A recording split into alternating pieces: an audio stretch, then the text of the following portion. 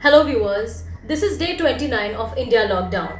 Well, let's quickly look at the important headlines for today. Social media giant Facebook is going to invest about Rs 43,000 crore into Jio Platforms, which is a unit of Reliance Industries, for a 9.99% stake. The investment will value Jio Platforms, a digital apps platform, at Rs 4.62 lakh crore. The deal will help Reliance Industries reduce debt further and allow Facebook to get a stronger foothold in what is the US major's largest market. The central government has brought in an ordinance today to end violence against health workers, carrying imprisonment from 6 months to 7 years to those found guilty of such crimes. The charges will now be cognizable and non-bailable. Investigation will be done within 30 days. Accused can be sentenced from 3 months to 5 years and penalized from Rs 50,000 up to Rs 2 lakhs. In case of grievous injuries, the accused can be sentenced from 6 months to 7 years. They can be penalized from Rs 1 lakh to Rs 5 lakhs. Meanwhile, the Ministry of Corporate Affairs has allowed companies whose financial year ended in December to hold their first annual general meeting within the first 9 months of their current fiscal or September 30th. The relaxation was given on account of many such companies requesting leniency on the AGM rules owing to the social distancing norms and the lockdown. Part of the Aviation Ministry building has been shut for 3 days after an official was tested COVID-19 positive.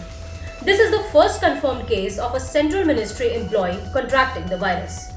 In another news, OYO on Wednesday has announced pay cuts and leave with limited benefits for all its employees across India. In an email to its employees, OYO CEO Rohit Kapoor stated that the company is asking all its employees to accept a reduction in their fixed compensation by 25% effective for April to July 2020 payroll. Kapoor also said that the company had to take this hard decision from May 4th for 4 months until August 2020. India is reportedly readying rapid response teams for dispatching to friendly neighbors like Bangladesh, Bhutan, Sri Lanka and Afghanistan in spirit of its commitment to help them deal with the coronavirus pandemic. Now moving further, let's take a look at the recent developments and latest figures from all different states in India. My colleague Sandesh will take you through the same. Over to you, Sandesh. Thanks, Deepshika. India has reported 19,984 confirmed cases, including 15,474 active cases and 3,869 cured or discharged cases, with 640 casualties. Here is the latest tally so far. 6 police officials test positive in Delhi. Tally climbs to 2,186. Rajasthan reports 64 new cases. State tally at 1,799. 21 people, including a 3-year-old from Moradabad, test positive. 6-month-old baby test positive in Chandigarh. 7 new cases confirmed in Karnataka. State tally rises to 425. Andhra Pradesh reports 56 new cases. State tally climbs to 813. 5 more deaths in Gujarat. State toll now at 95. No new case reported in Assam in the past week. That's it from my side. Back to you, Deepshika. Well, now let's take a look at how the markets performed today.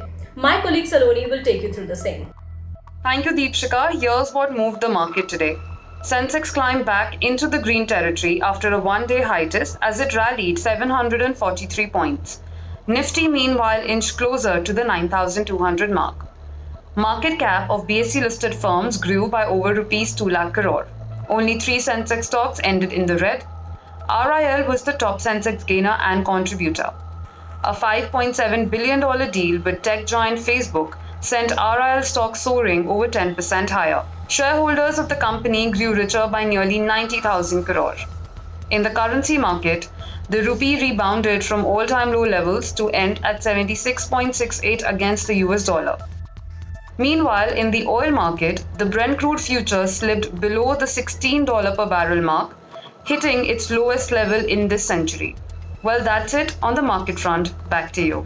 Now let's take you through some important headlines for today from all across the world. Well, according to Pakistan's English newspaper Dawn, Pakistan Prime Minister Imran Khan underwent a test for COVID-19.